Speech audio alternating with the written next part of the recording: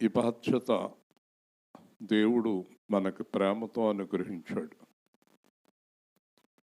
ఈ బాధ్యత పంచుకునే వారందరినీ దేవుడు పరలోకం తీసుకెళ్తాడు. ఎవరెవరైతే సువార్తలు ప్రకటిస్తున్నారో, ఎవరైతే సహాయం చేస్తున్నారో, సంఘానికి సువార్తలకి సహాయం చేస్తున్నారు, ఊరికే వచ్చి కూర్చున్న వాళ్ళకి మాత్రం దేవుని రాజ్యం దొరకదు. పాలు పంపులు పొందేవారికి, శ్రమ పడేవారికి మాత్రమే దేవుడి రాజ్యం దొరుకుతుంది. కాలక్షేపానికి వచ్చేవారికి దొరకదు. ప్రతి ఒక్కరూ భాగస్వాములై ఈ అమ్మాయికి ఏం అవసరం ఉందని అంత ప్రయాస, ఎక్కడో హైదరాబాద్ నుంచి వచ్చిన వారికి ఏం అవసరం ఉందని ఇంత ప్రయాస. సంఘంలో కొంతమంది ప్రత్యేక బాధ్యత తీసుకున్నారు, వారికి ఏం ప్రయాస. ప్రతి ఒక్కరూ బాధ్యత కలిగి ప్రవర్తించాలి. అప్పుడు దేవుడు పరలోకానికి తీసుకువెళ్ళటానికి సిద్ధపడతాడు. తప్పించుకునేవారు ఇక్కడ తప్పించుకునేవారు అక్కడ తప్పించబడతారు. మళ్ళీ చెప్తున్నాను, ఇక్కడ తప్పించుకునేవారు అక్కడ తప్పించబడతారు. ఇక్కడ బాధ్యత తీసుకునేవారు అక్కడ బాధ్యతగా దేవుడు వారి గురించి ఆలోచిస్తాడు. ఈరోజు మార్కు సువార్త 10వ అధ్యాయం 17వ వచనం. చాలా జాగ్రత్తగా దేవుని మాటలు మనం విందాము. మార్కు సువార్త 10వ అధ్యాయం 17వ వచనం. ఆయన బయలుదేరి మార్గమును పోవచుండగా ఒకడు పరిగెత్తుకుని వచ్చి ఆయన ఎదుట మోకాళ్ళలోని, సద్బోధకుడా, నిత్యజీవనముకు నా వారసుడగుటకు నేనేమి చేయదునని ఆయనను అడిగెను. యేసు, నన్ను సత్పురుషుడిని ఎలా చెప్పుచున్నావు? దేవుడు ఒక్కడే గాని మరి ఎవడనూ సత్పురుషుడు కాడు. నరహత్య చేయవద్దు, వ్యభిచరించవద్దు, దొంగిలవద్దు, అబద్ధ సాక్ష్యం పలుకవద్దు, మోసపుచ్చవద్దు, నీ తల్లిదండ్రులను సన్మానింపుము అను ఆజ్ఞలు నీకు తెలియను గదా అని అతనితో చెప్పెను. అందుకతడు, బోధకుడా, బాల్యం నుండి ఇవన్నీ అనుసరించుతూనే ఉంటేనని చెప్పాను. యేసు అతను చూసి అతను ప్రేమించి, నీకు ఒకటి కొదువుగానున్నది, నీవు వెళ్ళి నీకు కలిగినవన్నీ అమ్మి బేదలకిమ్ము, పరలోకమందు నీకు ధనము కలుగును, నీవు వచ్చి నన్ను వెంబడించుమని చెప్పాను. అతడు మిగులు ఆస్తి గలవాడు గనక ఆ మాటకు ముఖము చిన్నబుచ్చుకొని దుఃఖపడుచు వెళ్ళిపోయాను. చూడండి, దేవుని రాజ్యానికి డబ్బును ప్రేమించేవారు రారు. దేవుని రాజ్యానికి లోకాన్ని ప్రేమించేవారు రారు. మీరు వచ్చి కూర్చున్నా ఏమీ ప్రయోజనం లేదు. లోకాన్ని ప్రేమించేవారు, పాపం చేసేవారు యేసు ప్రభు లెక్కలోకి రారు. దేవుడు బైబిల్ గ్రంథంలో రాసిన ప్రతి మాట కూడా నెరవేరి తీరుతుంది. పర్వాలేదని ఆడకోడంగా తీసుకుంటే నరకం గ్యారంటీ. మీరు యేసు సేవా కేంద్రంలో ఉండాలి అనుకుంటే వాక్యానుసారంగా జీవించేవారే ఉండాలి. ఇక్కడ మిగిలిన వారు రాకూడదు. వచ్చినా మీకేమీ ప్రయోజనం కలగదు. యేసు ప్రభు ఒక చోట మాట్లాడుతూ పెండ్లి విందు ఏర్పాటు చేయబడినప్పుడు ఆ విందుకు ఎవరు రాలేదు, కానీ ఒకడు హడావుడిగా వచ్చాడు. అతను అన్నాడు, పెండ్లి వస్త్రం లేకుండా పెండ్లి విందుకు ఎందుకు వచ్చావయ్యా అని బయటికి తోసేయమన్నాడు. ఒకవేళ మీరు వచ్చి ఇక్కడ సువార్తలో కూర్చున్నా బయటికి తోసివేయబడతారు. ఎవరు తోసివేయబడతారు? ఎందుకంటే ఇక్కడ నిత్య జీవము అంటే నిత్య జీవము, నిత్య నరకం. మానవుడికి రెండే మార్గాలు. ఒకటి నిత్య జీవము, రెండు నిత్య నరకము. మానవుడు చనిపోయిన తర్వాత నిత్య జీవానికన్నా వెళ్ళాలి, నిత్య నరకానికన్నా వెళ్ళాలి. ఎవరు నిత్య జీవానికి వెళతారు, ఎవరు నిత్య నరకానికి వెళతారు? ఎందుకంటే కొంతమంది పాపం చేసేవారు చనిపోము అనుకుంటారేమో, వాళ్ళు హఠాత్తుగా చనిపోతారు. ఏమీ హడావుడి లేకుండా ప్రాణం పోతుంది వాళ్ళకి. అప్పుడు నరకం వాళ్ళకి తెరవబడి ఉంటుంది. పాపం చేసే వాళ్ళకి చనిపోం అనుకుని పాపం చేస్తారా? నాకు ఒక సందేహం. వ్యభిచారం చేసేవాళ్ళు, దొంగతనాలు చేసేవాళ్ళు, ఈ డబ్బుని ప్రేమించేవారు చనిపోమనుకుంటున్నారా? మరి మన ఎదురుగుండా అందరూ చనిపోతున్నారు కదా, ఏం పట్టుకెళ్ళారు? రెండే, నిత్య జీవము, నిత్య నరకము. నిత్య జీవానికి వెళ్ళాలంటే ఏం చేయాలి అని ఆయన అడుగుతున్నాడు యేసు ప్రభు దగ్గర మోకరించి. నిత్య జీవానికి వెళ్ళాలంటే ఏం చేయాలని యేసునే అడగాలి. ఇంకెవరిని అడిగినా ప్రయోజనం లేదు. ఎందుకంటే నిత్య జీవం ఇచ్చే అధికారం కలిగిన వాడు యేసుక్రీస్తు. హల్లెలూయా. నిత్య జీవం ఇచ్చే అధికారం ఆయనకే ఉంది, ఇంకెవరికి లేదు. కాబట్టి నేను ఏం చేయాలి మీరు అడిగారు ఎప్పుడైనా? నేను ఏం చేయాలని అడిగారా? మీ ఇష్టం వచ్చినట్టు చేసుకుంటూ పోతున్నారా? నేను ఏం చేయాలని అడిగారా దేవుణ్ణి? కొంతమంది మీలో అడగని వారు ఉన్నారు కదా. అడగని వారు అందరూ కిందకి పోయేది. సువార్త వినని వారు కిందకి పోయేది. సువార్త విని అనుసరించని వారు కిందకి పోయేది నిత్య నరకానికి. నిత్య జీవానికి వెళ్ళాలంటే ఏం చేయాలి అన్నప్పుడు దేవుడు మాట్లాడుతూ నరహత్య చేయవద్దు అంటే మనుషులను చంపకూడదు. చంపుతలేదా? చంపుతున్నారా? మాట్లాడండి. చాలామంది మనుషులను చంపుతున్నారు. రెండు, వ్యభిచరించవద్దు. వ్యభిచారం చేయట్లేదా? చేయట్లేదండి. మాట్లాడరండి. అదే కదా ఎక్కువగా ఉంది. భార్య ఉండగా వ్యభిచారం, భర్త ఉండగా వ్యభిచారం. ఎంత దుర్మార్గంగా ప్రవర్తిస్తున్నారండి. పెళ్ళి కాకుండా వ్యభిచారం, అది సహజీవనం అంట. దానికి ఒక పేరు, మళ్ళీ దరిద్రపు పేరు, బుద్ధి లేని దరిద్రపు దున్నపోతుల మనుషుల ఇళ్ళం.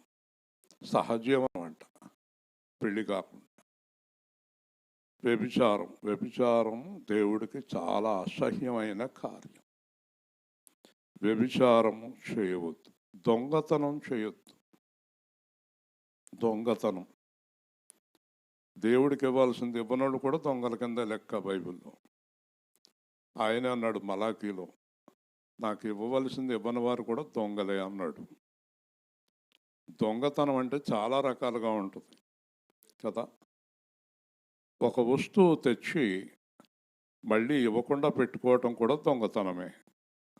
2 రోజుల్లో ఇచ్చేస్తానమ్మా అని ఇవ్వకుండా పెట్టుకునేది కూడా దొంగతనమే. కాకపోతే ఇది ఘరానా దొంగతనం. చాలామంది అధికారంలో ఉన్నవారు కూడా దొంగతనం చేస్తున్నారు. ప్రజల సొమ్మును దొంగతనం చేస్తున్నారు. వాళ్ళు దొంగలే.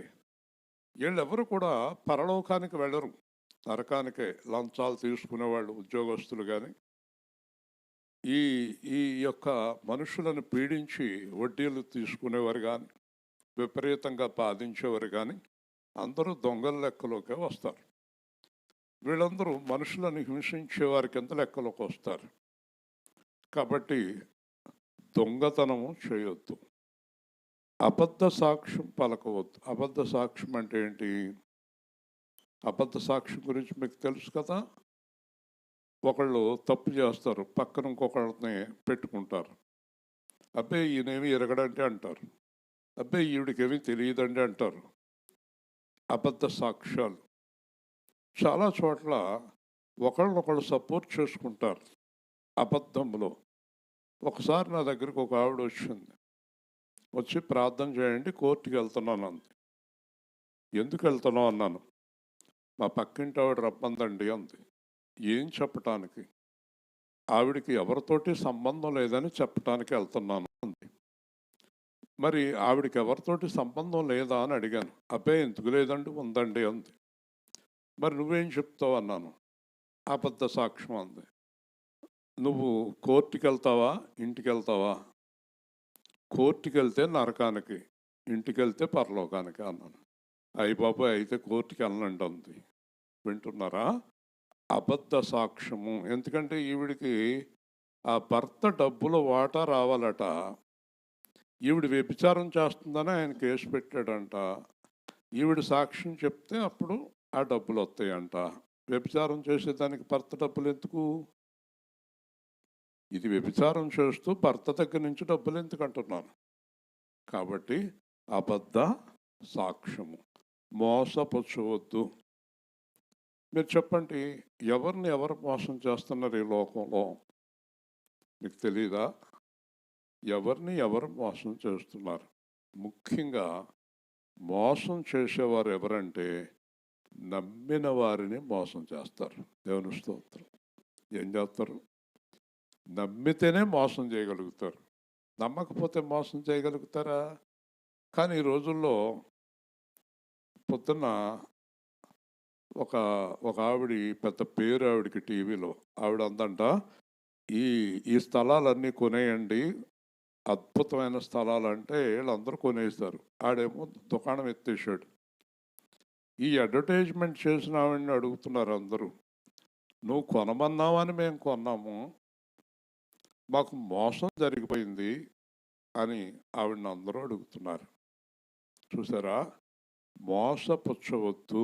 ఆవిడ వాళ్ళు ఇచ్చిన కమిషన్ల కోసం ఆశపడి ఇది కొనేయండి కొనేయండి అని చెప్పేసి, అలాగే నమ్మిన వారిని మోసం చేయటంలో ఇస్కరియోతు యూదా యేసుక్రీస్తుని మోసం చేశాడు.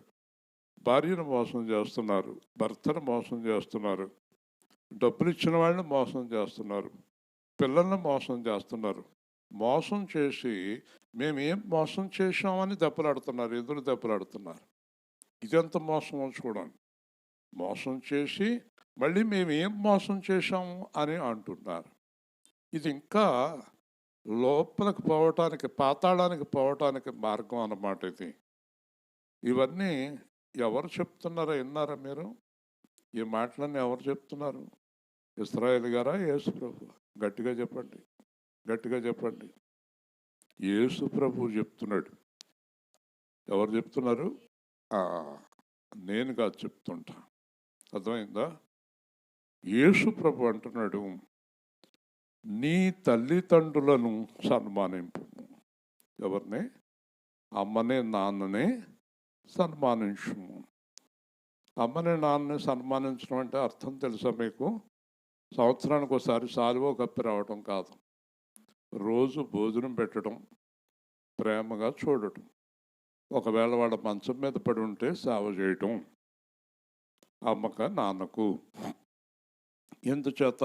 నిన్ను కన్నవారు, నీ గురించి బాధపడిన వారు, 9 నెలలు నిన్ను మోసిన వారు, నీ గురించి కష్టపడిన వారు. మరి కొంతమంది దుర్మార్గులైన తల్లిదండ్రులు ఉంటారు.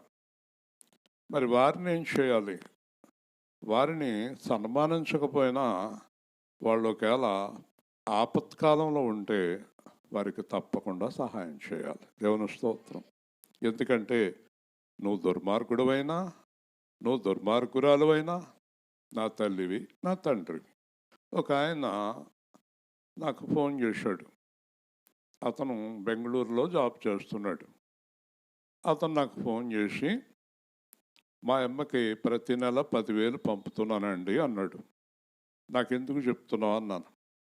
మా అమ్మ దుర్మార్గురాలండి, మా నాన్నను వదిలేసి వేరే వ్యక్తితోటి కాపురం చేస్తుందండి, అయినప్పటికీ ప్రతి నెల నేను 10,000 పంపుతున్నానండి అన్నాడు. ఎందుకు పంపుతున్నావు అని అడిగాను. నన్ను కన్న దుర్మార్గురాలు కాబట్టి అన్నాడు. దేవుని స్తోత్రం. గట్టిగా చెప్పండి. నన్ను కన్నందుకు పంపుతున్నానండి. అర్థమవుతుంది మీకు? కానీ ఇతడు నరకానికి వెళ్ళాడు, కానీ ఆవిడ నరకానికి వెళుతుంది కన్నందుకు. అలాగే కొంతమంది తల్లిదండ్రులు కూడా ఈ దుర్మార్గుణ్ణి కన్న పాపానికి మేము అన్నం పెడుతున్నామండి అంటారు. ఇదంతా అర్థమవుతుందా మీకు? దేవుని వాక్యం ఎప్పుడూ మారదు. వింటున్నారా? ఈ పనులు చేసేవారు దేవుని రాజ్యానికి అర్హులు కారు. చెప్పండి. ఇప్పుడు దాకా చెప్పిన పనులు చేసేవారు దేనికి అర్హులు గారు? మేఘాల మీద యేసు వచ్చుచున్నాడు, పరిశుద్ధులందరినీ తీసుకుపోతాడు. మేఘాల మీద యేసు వచ్చుచున్నాడు, పరిశుద్ధులందరినీ తీసుకుపోతాడు.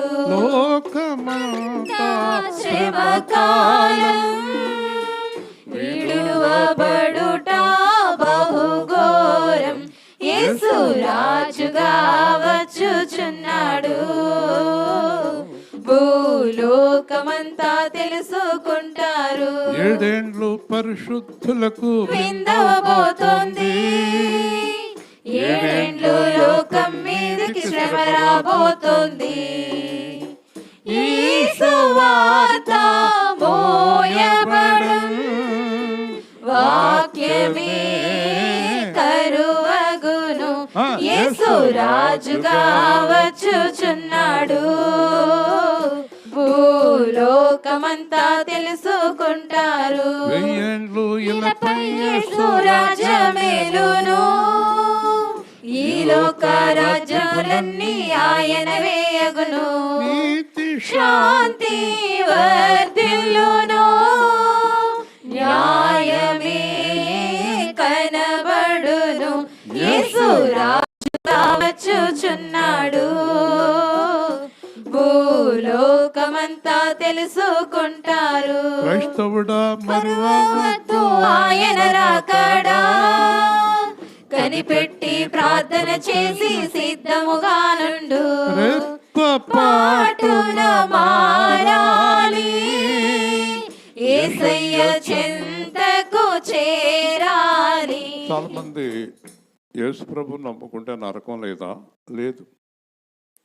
కానీ మిగతా విషయాలు చెప్పరు. యేసు ప్రభు నమ్ముకుని తప్పు చేసేవారికి 2 నరకము. దేవుని స్తోత్రం. యేసు ప్రభు నమ్ముకోకుండా పాపం చేసేవారికి 1 నరకము, యేసు ప్రభు నమ్ముకొని పాపం చేసేవారికి 2 నరకము. హల్లెలూయా. ఈ మాట బాగా గుర్తుపెట్టుకొని యేసు ప్రభు నమ్ముకున్న వారు ఏ పాపము ఖచ్చితంగా చెయ్యకూడదు. ఇది సువార్త. మీరు ఎవరికైనా సువార్త ప్రకటించాలంటే మీరు పాపము లేని వారై ఉండాలి. లేదంటే మీకు సువార్త ప్రకటించే అధికారం లేదు, నాకు కానీ మీకు కానీ. పాపం చేస్తూ సువార్త ప్రకటిస్తే దేవుడు ఊరుకోడు, మనుషులు ఊరుకోరు. ఉదాహరణకి ఏమంటారు, ఆ పక్క ఇంట్లో వినేవాళ్ళు అందరూ ఇతను ఎన్నో పాపాలు చేసి ఇక్కడికి వచ్చి నీతులు చెప్తున్నాడు అంటారు. కూర్చున్న వాళ్ళని కూడా అంటారు కదా. అనరా? అంటారా? అంటారు. గట్టిగా చెప్పండి. అంటారు. కాబట్టి పాపము చేసేవారికి యేసు ప్రభు పేరెత్తే అర్హత లేదు, సువార్త ప్రకటించే అర్హత లేదు. ఇది కూడా మీరు గుర్తుపెట్టుకోవాలి. అయితే సువార్త ప్రకటించేవారు, సంఘాలు నడిపేవారు పాపం చేయట్లేదా అంటే 99 మంది వాళ్ళే ఉన్నారు. 99 మంది ఉన్నారు. నేను రాజమండ్రి బ్యాటరీ వేయించడానికి వెళ్ళాను. అతను మార్టేరు, అతను రాజమండ్రిలో షాప్ పెట్టుకున్నాడు. అతడు నేను పాస్టర్ అని విన్న వెంటనే చాలా సంతోషపడ్డాడు.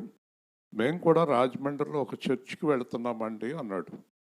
మంచిదండి, యేసు సేవా కేంద్రం అనండి, వస్తుంది మీకంటే దాని మీద కొట్టాడు. వెంటనే నా వాక్యాలు వింటున్నాడు. విని అన్నాడు, ఈ రోజుల్లో చాలామంది డబ్బు కోసం చేస్తున్నారండి. మేము ఒక 10 సంవత్సరాల కిందట ఆ సంఘానికి వెళ్ళినప్పుడు డబ్బులు కూడా లేదండి. ఈ మధ్యన వాళ్ళ నాన్న, కొడుకు, తమ్ముడు, పెళ్ళం అందరూ లైన్గా డబ్బు డబ్బు డబ్బు డబ్బు అనే చెప్తున్నారండి. నేను వెళ్తాం మానేశానండి, మా ఆవిడ వెళ్తుందండి అన్నాడు. వింటున్నారా? కాబట్టి ఎలా తయారైనాయి అంటే సంఘాలు అంటే పాస్టర్ గారు, విశ్వాసులు కూడా కేవలం డబ్బు గొడవే. రెండో గొడవ సంఘాల్లో లేదు. కాబట్టి అలాంటి వారు పాస్టర్ గారు వెళ్ళరు, విశ్వాసులు వెళ్ళరు, పరలోకానికి ఖచ్చితంగా నరకానికి పోతారు. మీరు దేవుడి దగ్గరికి ఎందుకు రావాలి అనేది ఈరోజు వాక్యం చెప్తున్నాను నేను. ఇక్కడ ఇతను అన్నాడు, మీరు చెప్పినవన్నీ చేస్తున్నానండి, నేను ఏ పాపము చేయట్లేదండి అన్నాడు. వింటున్నారా? మీరు చెప్పినవన్నీ చేస్తున్నాను అన్నాడు. అప్పుడు యేసు అతనిని ప్రేమించి, జాగ్రత్తగా వినాలి ఈ మాట, జాగ్రత్తగా వినాలి. నువ్వు నేను చెప్పినవన్నీ చేస్తున్నావు, ఐఎమ్ వెరీ హ్యాపీ అన్నాడు. దేవుని స్తోత్రం. గట్టిగా చెప్పాలి. నువ్వు నేను చెప్పినవన్నీ చేస్తున్నావు, కానీ ఒకటి చేయాలన్నాడు. ఒకటి చేయాలన్నాడు. ఒకటి నీకు కొదువగా ఉన్నది. చెప్పండి అందరూ. ఒక్కటే లోపం ఉంది నీ దగ్గర అన్నాడు. గట్టిగా చెప్పాలి అందరూ. అంటే ఒక్క లోపం ఉన్నా పరలోకాన్ని తీసుకెళ్ళడా యాకోబు? తీసుకెళ్తాడా? తీసుకెళ్తాడా? గట్టిగా చెప్పు. తలకాయ ఇలా కాదు, ఇంకా గట్టిగా పెట్టి చెప్పు. ఒక్క లోపం ఉన్నా పరలోకానికి దేవుడు తీసుకెళ్ళడు. యేసని పేరెట్టుకున్న వాళ్ళు ఇంకా జాగ్రత్తగా ఉండాలి. ఒక్క లోపము ఉన్నా తీసుకెళ్ళానే కదా చెప్తున్నాడు. చూడండి, ఒకటి కొదువుగా ఉన్నది. నువ్వు వెళ్ళి నీ ఆస్తి అమ్మేసి బీదలకి. ఏం చేయాలా? ఇప్పుడు యాకోబు దగ్గర ఉన్న డబ్బంతా బేల్పూరు సంత మార్కెట్లో పంచిపెట్టే అన్నాను అనుకోండి, మళ్ళీ జీవితంలో కనపడ్డు మనకి, అసలు ఎప్పుడు కనపడ్డు మనకి. కాబట్టి నీకున్న ఆస్తి అంతా అమ్మి ఎవరికి ఇమ్మన్నాడు? నాకు ఇమ్మన్నాడా? పేదలకు ఇమ్మన్నాడా? చెప్పండి. ఆ మధ్యన ఒక 20 సంవత్సరాల కిందట ఒక ఆయన అటు గ్రామంలో, ఆయనకి 100 ఎకరాల పొలం ఉందంట. పెద్ద ఆయనకి పిల్లలకి 5 ఎకరాలు ఇస్తే పిల్లలు చాలా కోప్పడ్డారంట. నలుగురికి 4, 5, 20 ఎకరాలు ఇచ్చాడంట. 80 ఎకరాలు ఆయన దగ్గర పెట్టుకున్నాడంట, తండ్రి దగ్గర. అందరికి చాలా కోపం వచ్చేసిందంట. అదేంటి నాన్న, నీకు 80 ఎకరాలు? రేయ్, 100 ఎకరాలు సంపాదించింది నేనా మా నాన్న అని అడిగాడు. కాదు, మీరే. నా ఇష్టం, నా ఆర్జితం. 80 ఎకరాలు నా ఇష్టం, మీకు 5 ఎకరాలు ఇచ్చాను కదా, పోండి అని చెప్పి 80 ఎకరాలు ఊళ్ళో 160 మందికి అరెకరం కాడికి రాసేసాడు. గట్టిగా దేవుని స్తోత్రం చెప్పాలి. గట్టిగా చెప్పాలి. ఏమయ్యా స్తోత్రం చెప్పమే యాకోబు, నీకు అలాంటివి నచ్చవా? చేయొత్తు, స్తోత్రం చెప్పు. చేయొత్తు. ఎంత సంతోషించాలి మనం. 160 పేద కుటుంబాలకి అరెకరం కాడికి రాసేసాడు. నిన్ననే 2 రోజుల కిందట తమిళనాడులో, ఆయన పేరు గుర్తులేదు, ఆయన చదువుకున్న ఐఐటి యూనివర్సిటీకి ఆయన 280 కోట్లు దానం చేశాడు. హల్లెలూయా. వింటున్నారా? ఎవరిని చూస్తున్నావా నువ్వు? సంతోషం. 280 కోట్లు. ఆయన అంటున్నాడు, అమరావతిలో కూడా 1000 కోట్లు పెట్టి నేను పరిశ్రమ పెడతాను, ఇంకా అనేక చోట్ల పెడతాను. ఏం పట్టుకెళ్తాం? ఏం పట్టుకెళ్తాం చెప్పాలి. ఏమి? నా తల్లి గర్భములో నుండి దిగంబరినై తిరిగి, మరి ఏంటో ఈ గోల మధ్యలో ఏంటో ఈ గోల? దిగంబరి మధ్యలో వచ్చిన దాని గురించి అందరినీ వదిలేసుకోవటం అలా గురించి దేవుడిని కూడా వదిలేయటమే. మనుషుల్ని వదిలేస్తే ఒక లెక్క, దేవుడు కూడా వద్దంటున్నాడు వీడు. కాబట్టి నీ ఆస్తి బీదలకు ఇచ్చేసి నాకు కూడా వచ్చేయి, అప్పుడు నీకు పరలోకమందు ధనము కలుగును. ఎక్కడ? ఆ అర్థం ఏంటంటే నేను ఇస్తాను నీకని. అయితే వాడు చాలా ఆస్తి గలవాడు కనుక ముఖము చిన్నపుచ్చుకుని ఏడుస్తూ వెళ్ళిపోయాను. హల్లెలూయా చెప్పండి గట్టిగా. ఒప్పుకున్నాడా దేవుడి మాట? ఒప్పుకున్నాడా? అర్థం అవ్వలేదమ్మ నీకు. ఒప్పుకున్నాడా? వెళ్ళిపోయాడు. 1 రూపాయి కూడా నేను ఇవ్వను బీదలకి. మరి వీడు అన్ని మంచి పనులు చేస్తున్నాడంట, మరి ఇది చేయడంట. అంటే అతడు, మీకు అర్థమైందా?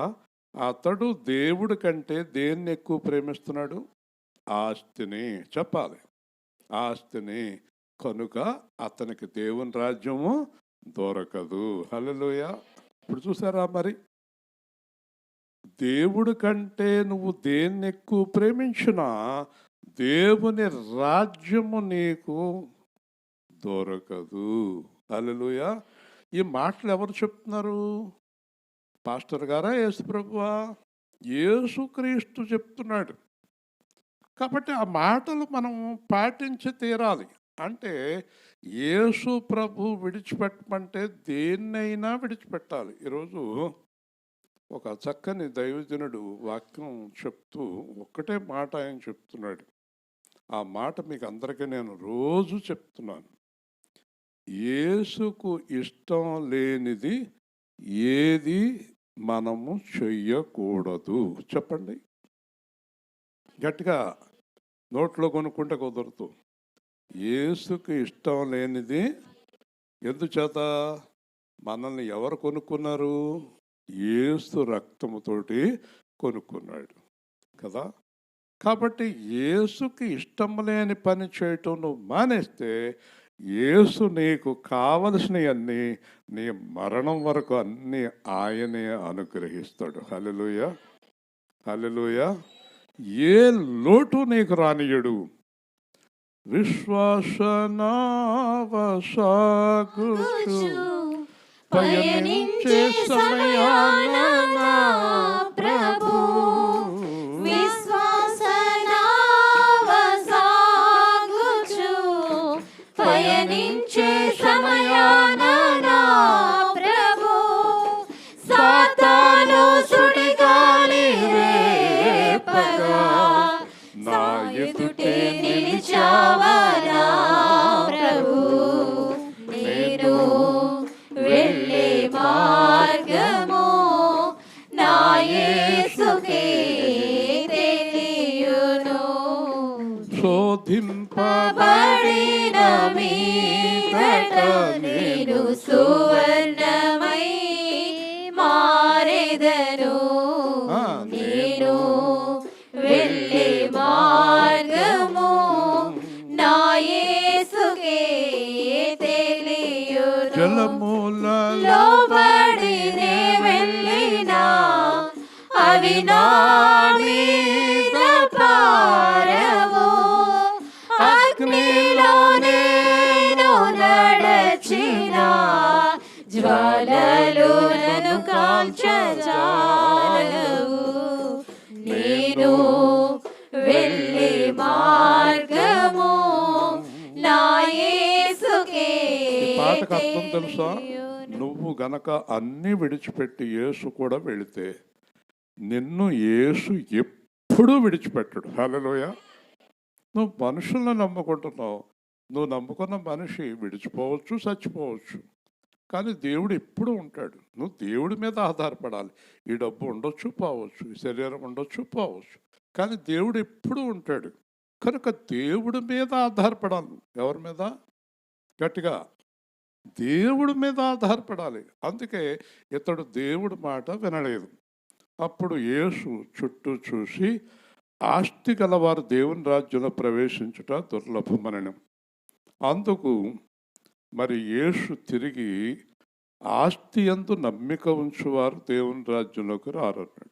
ఏమన్నాడంటే, మొట్టమొదట ఏమన్నాడంటే, తమ ఆస్తిని ప్రేమించేవారు దేవుడి రాజ్యానికి రారు అన్నాడు.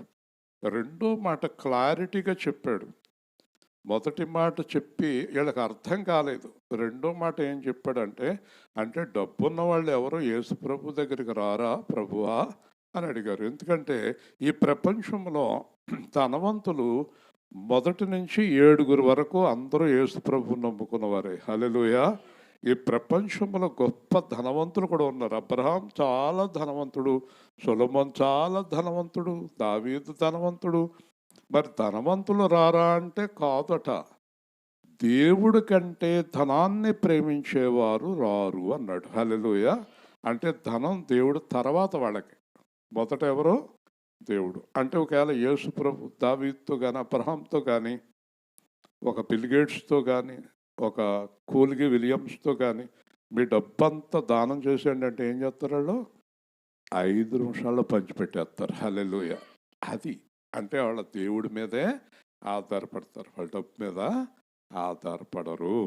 కాబట్టి వాక్యాలు వినేసి తలకాయ ఊపుకుంటూ వెళ్ళిపోవద్దు, అలాగ ఉండాలి.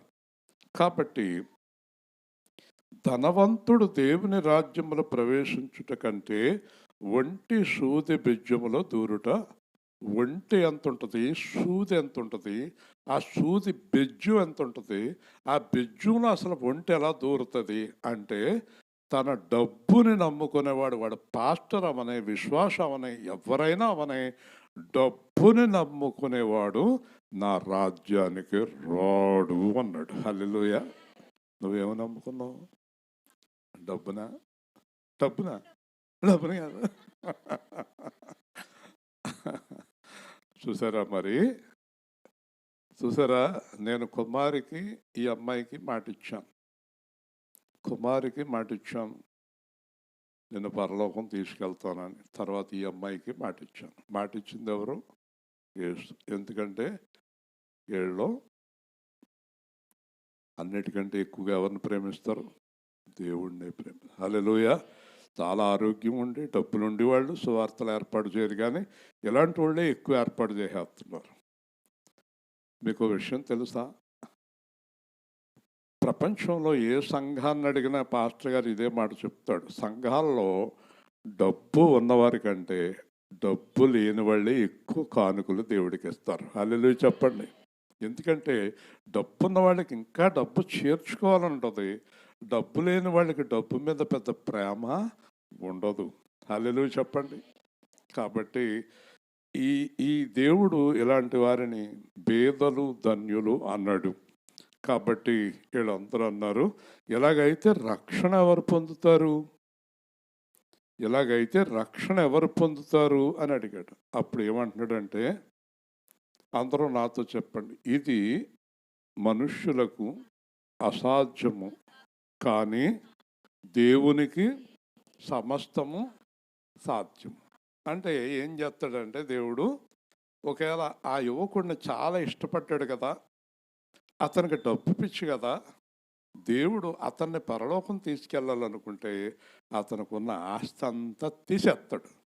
అప్పుడు అతడు దేవుడి వైపుకి తిరుగుతాడు, దేవుని రాజ్యానికి వెళ్తాడు. హల్లెలూయా. నేనున్నాను 50 కోట్లకి ఎండీగా ఉన్నప్పుడు నేను దేవుడి వైపుకి తిరగను, నన్ను అన్నిట్లో నుంచి బయటికి లాగేసి అప్పుడు ఆయన వైపుకి తిప్పుకున్నాడు. హల్లెలూయా.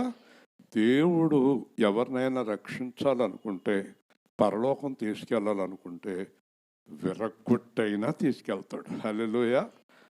దేవుడు ప్రేమించిన వారు ధన్యులు. అందుకే అంటున్నాడు దేవుడు, మనుష్యులకు అసాధ్యమే కానీ నేను అనుకుంటే ఎవరినైనా పరలోకానికి తీసుకెళ్తాను. ఇంకప్పుడు కూడా ఆడు మారలేదనుకున్నాడు, కర్మ అన్నీ పోయినా మారలేదనుకోండి, ఇంకా దేవుడు ఏం చేస్తాడు?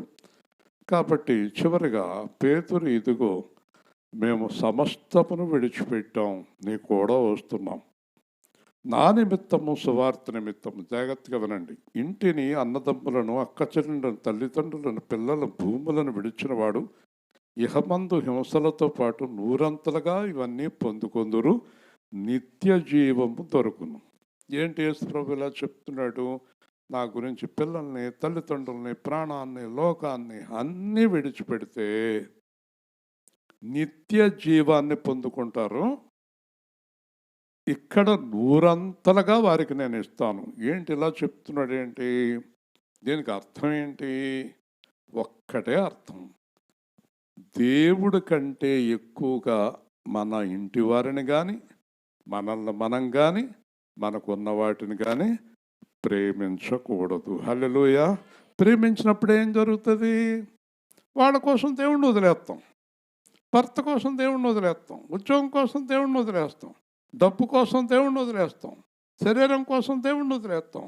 దేవుణ్ణి వదిలేసినప్పుడు వీళ్ళందరూ ఎక్కడికి వెళ్తారు? నరకానికి వెళ్తారు. కాబట్టి దేవుడి కన్నా ఎక్కువగా దేన్ని ప్రేమించకూడదు. హల్లెలూయా. ఈ ఆజ్ఞ ఎవరిది? దేవుడిది. ఈ రోజున చాలామంది పిల్లల కోసం నరకానికి పోయారు, భర్త కోసం నరకానికి పోయారు, వ్యభిచారం గురించి నరకానికి పోయారు, డబ్బు గురించి నరకానికి పోయారు, అధికారం గురించి నరకానికి పోయారు, పాపము గురించి నరకానికి పోయారు. మరి నరకానికి పోవడానిక యేసు ప్రభు మనల్ని ఎన్నుకున్నది? పరలోకానిక? దేవుని స్తోత్రం చెప్పండి. అంటే దేవుణ్ణి ఆటంకపరిచేది ఏది మన దగ్గర ఉండకూడదు. హల్లెలూయా. ఉండకూడదు. కాబట్టి మొదటివారు కడపటివారు, కడపటివారు మొదటివారు. ఏంటి దానికి అర్థం? ఈరోజే యేసుప్రభు నమ్ముకొని అన్నీ వదిలేసే వాళ్ళు ఉన్నారు. 20 ఏళ్ళ నుంచి బైబిల్ పెట్టుకుని తందాన్ని తిరిగి ఏది వదలనోళ్ళు ఉన్నారు. కాబట్టి దేవుడు అద్భుతంగా మార్చుకుంటాడు. అందరికంటే ఆఖరణ వచ్చిన పౌలు అందరికంటే ముందుకెళ్ళిపోయాడు. హల్లెలూయా. అలాగే మరి మన యేసు కూడా అలాగే వెళ్ళిపోతాడేమో. లేకపోతే ఇక్కడ సువార్త ఎందుకు పెట్టారు? ఆ అబ్బాయి బలంగానే కనిపిస్తున్నాడు నాకు. కాబట్టి భార్య పిల్లలు కూడా మరి అలాగా దేవుణ్ణి వెంబడించాలి. ఈరోజు వాక్యం అన్నవారు కూడా అన్నిటినీ విడిచిపెట్టి యేసుని వెంబడించాలి. తొందరగా మారు మనసు పొందండి, లేకపోతే దేవుడి రాజ్యము దొరకదు. ప్రేమగల తండ్రి, జీవాధిపతి అన్న ప్రభువా, ఈరోజు జరిగిన సువార్తను బట్టి స్తోత్రాలు. యేసు కుటుంబాన్ని, యేసు ప్రేమను దీవించండి. పాల్గొన్న పిల్లలను దీవించండి. సహకరించిన వారిని దీవించండి. గ్రామస్తులను దీవించండి. పెద్దలను దీవించండి. యేసు నామములో ప్రార్థిస్తున్నాము తండ్రి. ఆమేన్. రేపు రాత్రి రాలింగ్లో స్కూల్ వెనకాల ఇది వరకు ఒక ఖాళీ స్థలంలో జరిగింది.